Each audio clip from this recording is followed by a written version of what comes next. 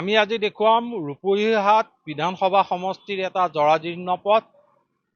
বৃহত্তৰ বৰঘুলি অঞ্চলৰ এই বিধ্বস্ত পথে বৃহত্তৰ অঞ্চলটোৰ ব্যৱসায়ী, স্কুলীয়া ছাত্ৰ ছাত্ৰী বা আন সাধাৰণ জনতাৰ অহা যোৱাৰ বাবে জমৰ যাতনা ভুগিবলগীয়া হৈছে। বৰঘুলি ব্যৱসায় কেন্দ্ৰস্থলৰ পৰা বিভিন্ন স্থানলৈ এই পথটোৰে নিতৌ হাজাৰ হাজাৰ লোক অহা যোৱা কৰে, সৰু বৰ যান বাহন অহা যোৱা কৰে। কিন্তু পথটোৰ আপোনালোকে প্ৰত্যক্ষ কৰিছে, পথৰ মাজত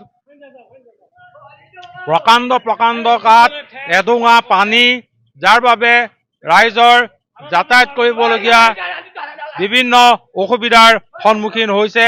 এনেদৰেই পথৰ দুয়োকাষে দোকান বজাৰৰ মাজৰ যিটো পথ, এই পথটোত এতিয়া যাতায়াতৰ কাৰণে ৰাইজে দুৰ্ভোগ ভুগিবলগীয়া পৰিস্থিতিৰ উদ্ভৱ হৈছে। দাদা, পথটোৰ অৱস্থাটো কেনেকুৱা? বহুত বেয়া। এতিয়া নতুনকৈ স্কুল এখন খুলিছে ইয়াতে। আমাৰ প্ৰিন্সিপাল ছাৰৰ নাম হয় চাহিল জাহান। তেওঁ নতুনকৈ স্কুল এখন খুলিছে, তো ষ্টুডেণ্টৰ আহিবলৈ অসুবিধা হয়। আজি যোৱাকালি ফৰ্মেল পেণ্টটো পিন্ধি আহিছিলোঁ, স্কুল ইউনিফৰ্ম যোনটো, এইটো ৰাস্তাত আহিলে কেনেকুৱা হ'ব আপুনি গম পাইছেই। তো যদি ৰাস্তাটো পৰিপাটি কৰি দিয়ে আমাৰ অসম চৰকাৰে, এইটো ভাল হ'ব। বিশেষকৈ আমাৰ টিচাৰবোৰৰ কাৰণে কোৱা নাই, ষ্টুডেণ্টবোৰৰ কাৰণে। আৰু টমটম লৈ গৈ থাকে, টমটমবোৰ আপুনি জানে 3 টায়াৰ হয়, আৰু যদি পটককৈ শ্লিপ হৈ যায়, এইটো মানুহৰ কাৰণেও বহুত ৰিস্কি হৈ যায়। দোকানীবোৰৰ কাৰণেও অসুবিধা হয়, ল'ৰা ছোৱালীৰ কাৰণে, ষ্টুডেণ্টৰ কাৰণে, চবৰ কাৰণে। তো এইখিনি এতিয়া চাওক, মই যাবলৈ অসুবিধা হৈ গৈ আছে। বহুত এৰাই গৈছে। মাজে মাজে গাঁত আছে, পটককৈ যদি বাইকখন যদি গাঁতটোত পৰি যায়, তো ষ্টুডেণ্টৰ লগত যদি পেৰেণ্টছ থাকে, অভিভাৱকসকলেও দুখ পাব, ষ্টুডেণ্টবোৰে দুখ পাব। তো সেই বস্তুখিনি যদি আমি সমাধানটো পাওঁতো বহুত ভাল হ'ব, আৰু সেইটোৱে ক'লোঁ আৰু।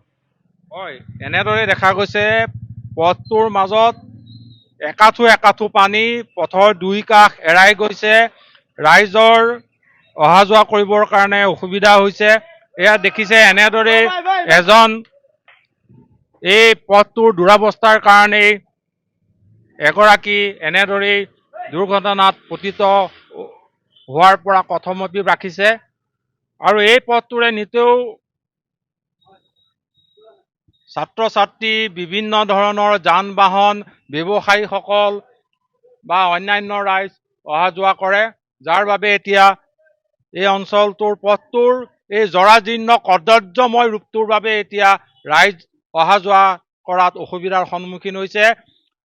প্ৰায় ৩-৪ বছৰ হ'ল পথটো মেৰামতি বা পুনৰ নিৰ্মাণৰ কাৰণে চৰকাৰে কোনো ধৰণৰ আঁচনি আজিলৈকে গ্ৰহণ নকৰিলে, যাৰ বাবে ৰাইজৰ বিভিন্ন অসুবিধাৰ সন্মুখীন হৈ আহিছে। বৰঘুলি বজাৰৰ পৰা এই পথটোৰে বিভিন্ন অঞ্চললৈ নিতৌ অহা যোৱা কৰে স্কুলীয়া ছাত্ৰ ছাত্ৰী, চিকিৎসক, অভিভাৱক, ব্যৱসায়ী বা অন্যান্যসকল, সৰু ডাঙৰ যান বাহন, যাৰ বাবে ৰাইজ বিভিন্ন সময়ত অসুবিধাৰ সন্মুখীন হৈছে। দাদা, এই পথটোৰ অৱস্থাটো কেনেকুৱা? একদম বেয়া হৈ আছে, আৰু বহুত বেয়া হৈ আছে। এতিয়া আমি যাব নোৱাৰোঁ, গাড়ী লৈ গ'লে আকৌ মানুহ পেচেঞ্জাৰৰ ওপৰত পানী চানী যায়, বহুত দিগদাৰ হৈ আছে। এইটো ঠিক কৰিলে আৰু ভাল হ'ব। আৰু এইটো হৈ গ'ল 2-3 মাহ মান হৈ গ'ল, আৰু একদম বহুত বেয়া। এনেদৰে এগৰাকী ই ৰিক্সা চালকে জনালে পথটোৰ দুৰৱস্থাৰ কথা। এনেদৰে এতিয়া দুৰ্ভোগ ভুগিবলগীয়া হৈছে বৃহত্তৰ বৰঘুলি অঞ্চলৰ ৰাইজ। প্ৰায় এই পথটোৰে দৈনিক হাজাৰৰো অধিক বিভিন্ন স্তৰৰ ৰাইজ, ছাত্ৰ ছাত্ৰী অহা যোৱা কৰে। কিন্তু এই পথটো মেৰামতিৰ বাবে অসম চৰকাৰে বা স্থানীয় বিধায়কগৰাকীয়ে ৰূপহীহাট বিধানসভা সমষ্টিৰ এই জৰাজীৰ্ণ পথটো দীৰ্ঘদিনে মেৰামতি নকৰিলে।